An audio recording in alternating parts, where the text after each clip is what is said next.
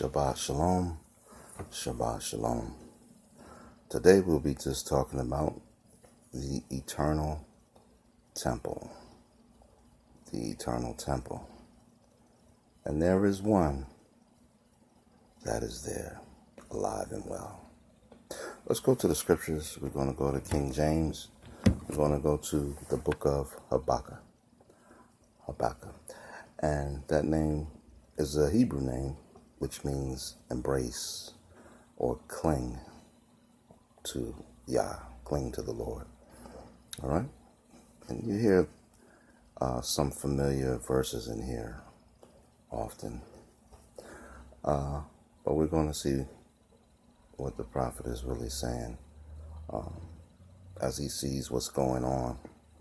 But yet we're going to bring it in revelation knowledge as well. So let's go to the book of Habakkuk.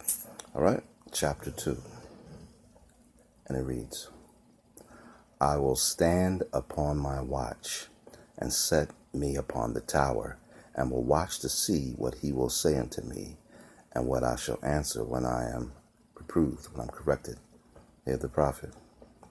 It's like he's looking to the hills, as King David did, but he's standing upon his watch to see, to hear the voice of the Most High. And the Lord answered me and said, write the vision and make it plain upon tables, that he may run that readeth it. A lot of times the vision has to be just laid out plain, not too complicated. But here's the key. It has to be the will of the Most High. A lot of people writing, I hope that I might be rich in the next 10 years and own 4 cars, 2 houses, a yacht. Yeah. So hear what the prophet is saying.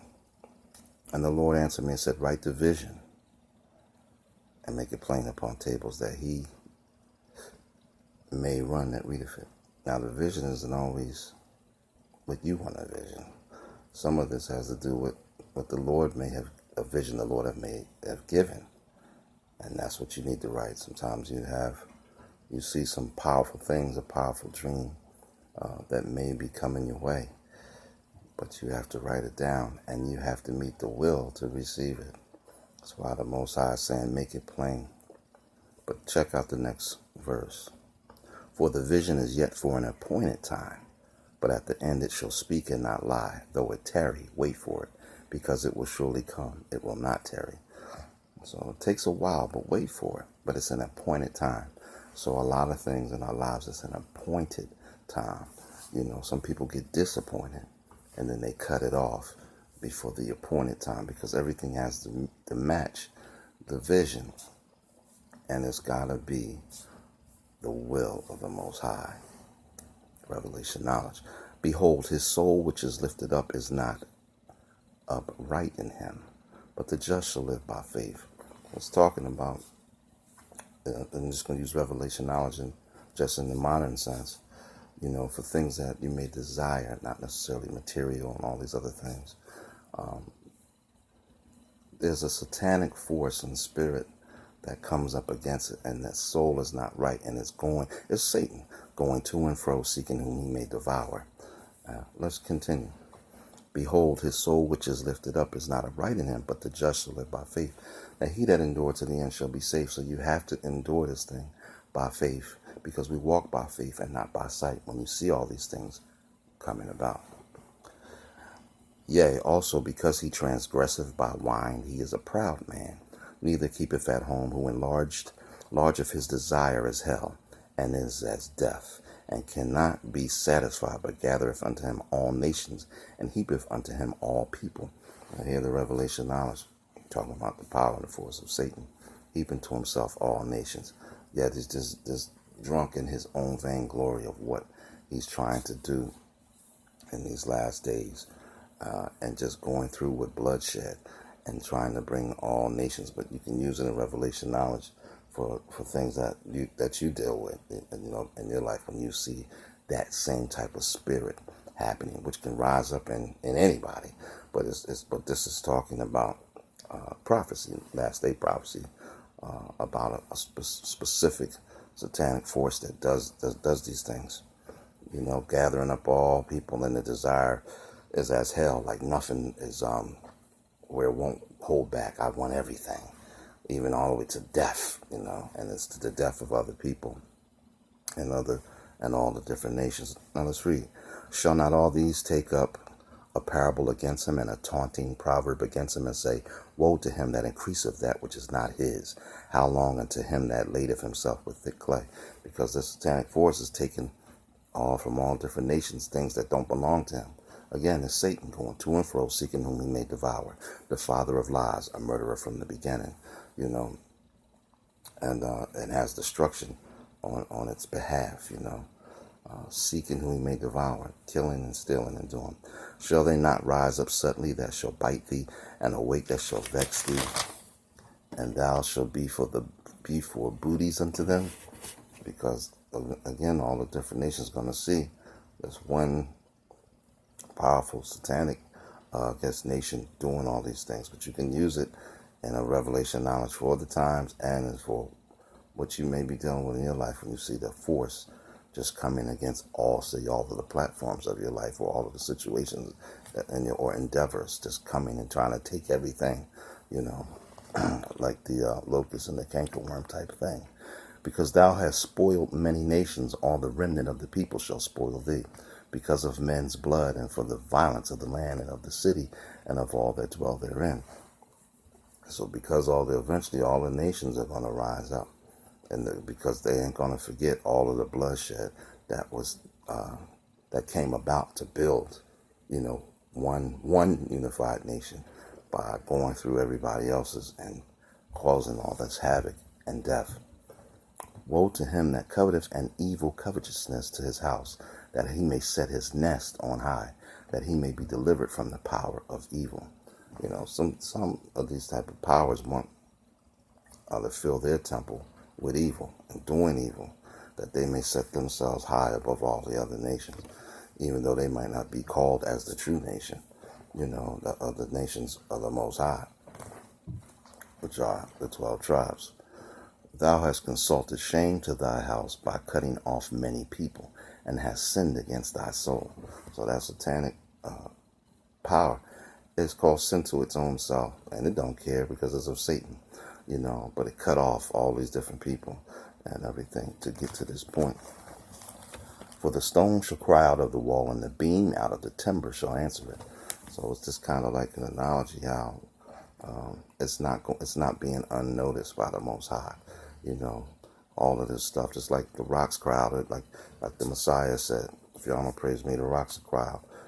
So and then the blood that was shed with Cain and Abel, and Cain slew his brother. The blood speaketh from the ground.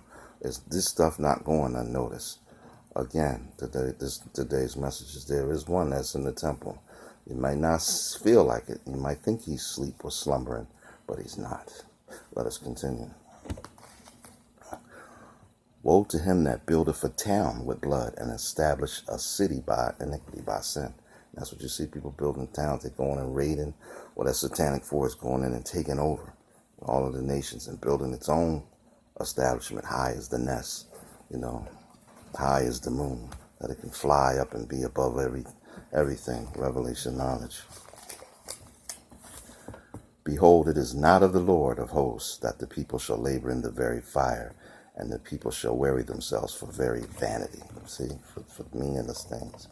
For the earth shall be filled with the knowledge of the glory of the Lord, as the waters covereth the sea. That's the way it's intended to be. But, people have cut the knowledge, have changed records and accounts, have caused this bloodshed and satanically, and have gone and put all these nations and to change things over to their desires and wants.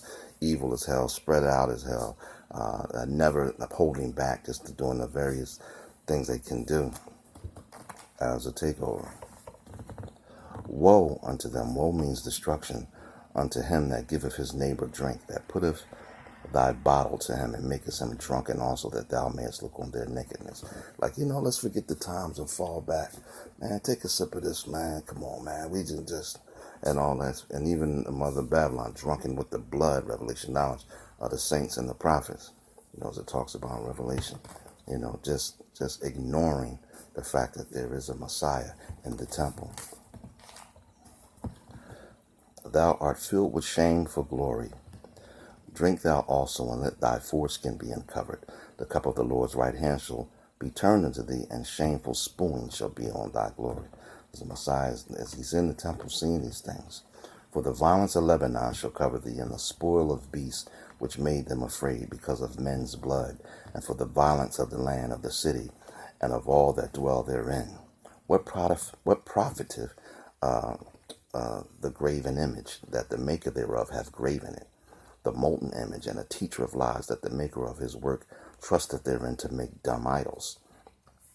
People that like the golden calf made all these idols out of wood, these graven images and things, and people worship them, and the images don't talk.